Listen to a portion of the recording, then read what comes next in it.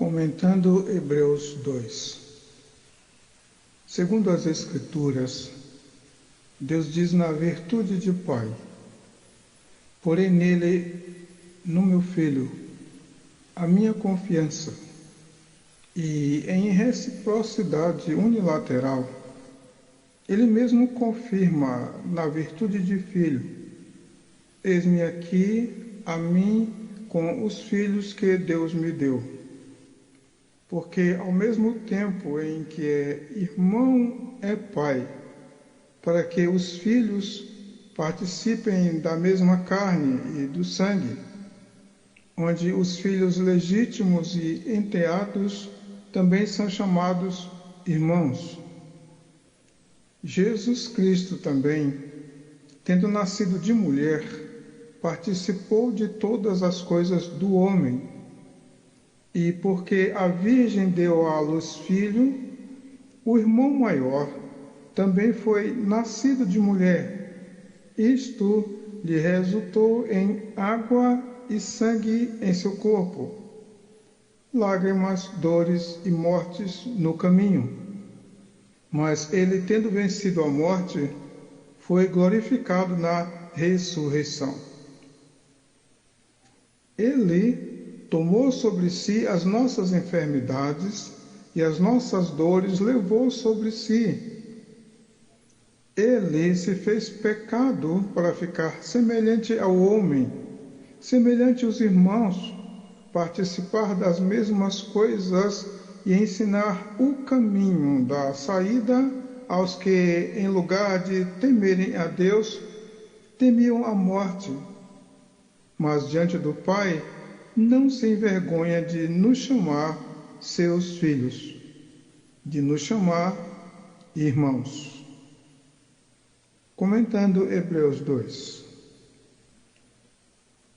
Ele venceu para libertar aqueles de quem não se envergonha de lhes chamar irmãos, os que com medo da morte se sujeitavam a tudo, e temendo a morte e ao diabo, que viria para lhes roubar, matar e destruir, eles obedeciam ao mal e à morte de tal maneira que ficaram tipificados como súditos, escravos, impérios e imperadores. Mas Jesus Cristo venceu o mal no deserto, a vontade humana no Getsêmani, e a morte na ressurreição, trazendo a vida de volta para os homens.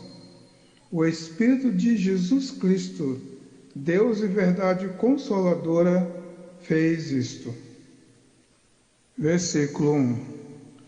Portanto, convém-nos atentar com mais diligência para as coisas que já temos ouvido, para que em tempo algum nos desviemos delas.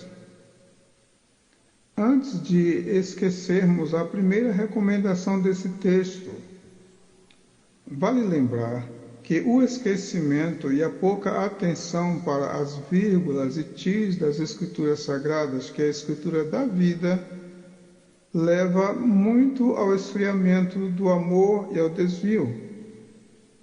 E muitos, por ouvirem de mau grado, perecem. 2. Porque se a palavra falada pelos anjos permaneceu firme, e toda a transgressão e desobediência recebeu justa retribuição, mesmo com todo o valor que se dá aos anjos e se acredita perfeitos diante de Deus, no decidir entre anjos ou mandamentos, permanecem os mandamentos, porque o que for justo neles não gera justiça em Deus, nem as suas quedas fazem cair a palavra falada contra eles, para que não desobedeçam, nem transgridam, nem sejam aniquilados sem perdão. 3. Como escaparemos nós, se não atentarmos para uma tão grande salvação? A salvação chegou até nós em glória de céu aberto e véu rasgado. foi anunciada por judeus, samaritanos e gentios, por anjos e por magos, abrindo covas e caminhos sobre as águas, abrindo e traspassando corações e preconceitos, a qual, começando a ser anunciada pelo Senhor, foi-nos depois confirmada pelos que a ouviram. E se ouve o eco do que diz: o Senhor que é, antes da vida manifesta e da existência testemunha, é, portanto, o Alfa anunciante da salvação eterna. Antes que os salvos existissem, ele que, tomando o céu e a terra, o firmamento e o vento e a noite e o dia por sua boca e livro, confirma pela presença inseparável de seu Filho no Espírito Santo que a salvação já está. 4. Testificando também Deus com eles por sinais e milagres e várias maravilhas e dons do Espírito Santo, não são distribuídos por sua vontade?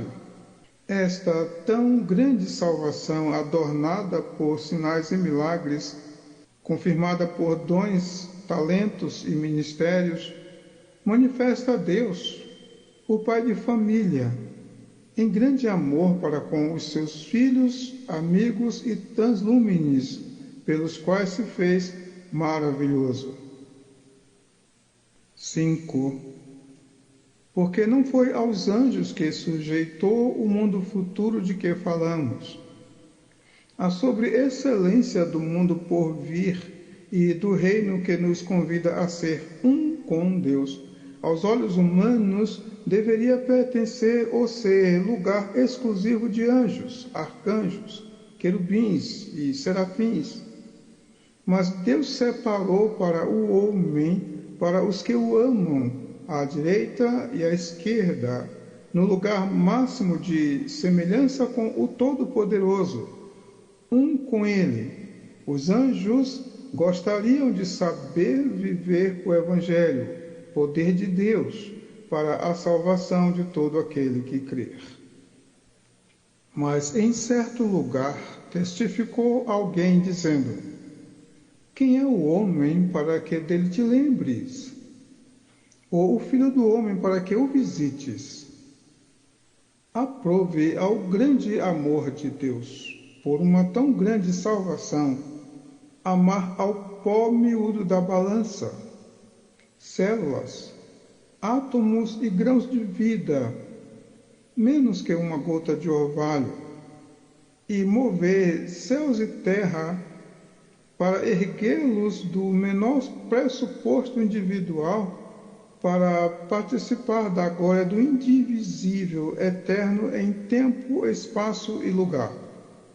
O grande amor acima das alturas visitou a hipótese de zero tamanho para ser tudo em todos. Salmos 8:4. 7. Tu o fizeste um pouco menor do que os anjos, de glória e de honra o coroaste. É pela honra deste Pai da eternidade e Príncipe da paz que, quando insistimos afirmando que a glória do segundo é permitir ao primeiro ser além de único, é para elucidar também a grandeza do menor. É o menor que declara o maior e o identifica, sendo também servido por ele, quando o maior dedica ao menor todos os seus cuidados e lhe aponta a possibilidade de crescer. É ele que o constitui sobre as obras das suas mãos. O Senhor Jesus Cristo disse: é-me dado todo o poder no céu e na terra. Isto recebi da mão de meu Pai. Tudo que o Pai tem é meu, e por isso vos disse que vos dará o que é meu, e receberá o que é meu, e vos há de anunciar. Versículo 8.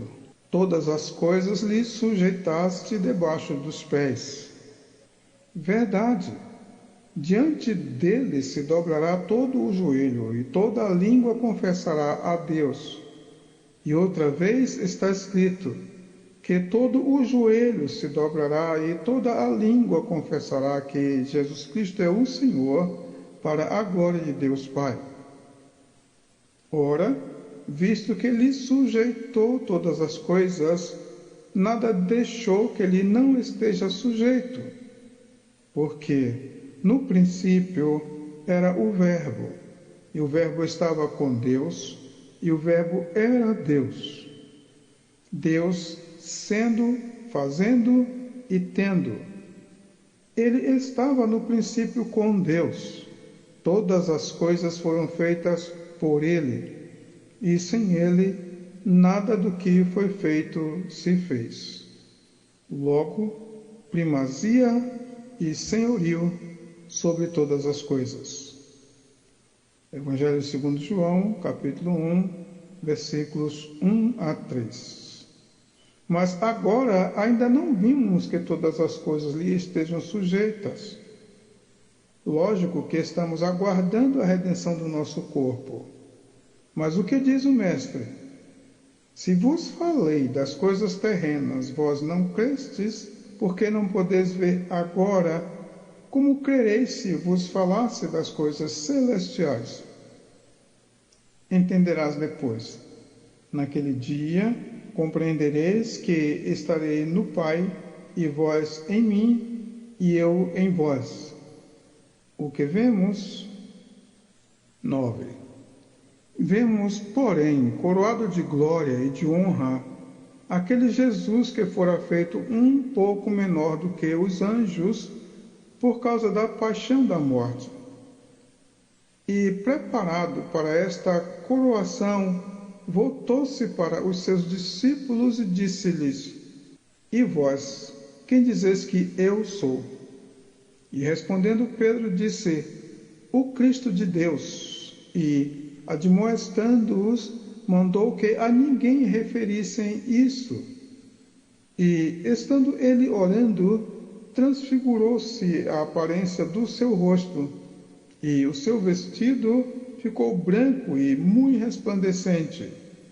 E eis que estavam falando com ele 2 varões, que eram Moisés e Elias, os quais apareceram com glória e falavam da sua morte, a qual havia de cumprir-se em Jerusalém.